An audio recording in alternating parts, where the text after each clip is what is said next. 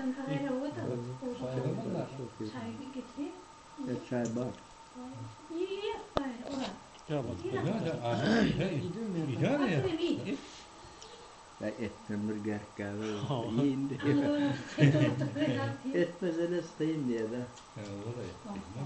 $6-7 etin bir klası diyorum. 80-90. Abi iyi olsun denemet öyle. Ay o pala uzattım mesela. Yes ayda bir kez yap.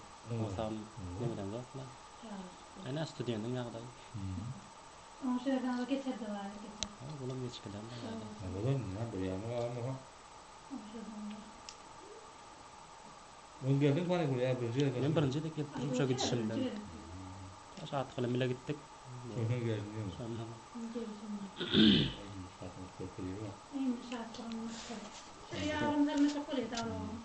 Sayıyoruz vakti bir hocalarında misal için şu taraftan kase mi, çaynak mı, şu tavak mı, misal için klyonka mı, halı mı, kreska mı, buzaklar mı, hem mezat çıkarsa sayıyoruz. Diyoruz. Şimdi sayıyoruz yıkıldı, şunu biliyorum ben yani, barkayım onu şu sayıyoruz. Kala dilinin ne zaten o da mı? Televizyon ne? televizyon yok yani halacılık hem var. Kompütörün zaten. Ha hem de var. Televizyonum satılıyor duruyordu. Satılana gerek geldi onun yani. Diye kompütör olsa olurdu. Ha doğru. Okudan gelen işleyen var diyeceğim. Gidiyorum. Sonra seyretme vaktim mi yoktu ki? Ayo. Ha başka yol böyle. Kompütör öğreneceğim, onun bunun lavaşlıklar var, atlarını işleter zaman çarşın taşlıyor.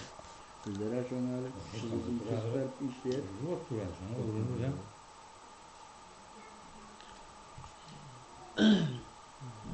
Yani kış atlanı nemese yegan oluyor mu?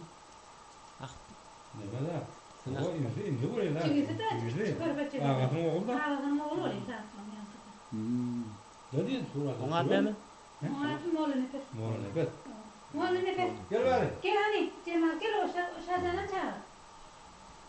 Var korbanı. Hadi ağzına ister mi? Gel. Gel. Gel. Benim oğlum nefesi. Aynen. Okan oğlunu bırak. Yok korba olmuyor. Ne yukarı var?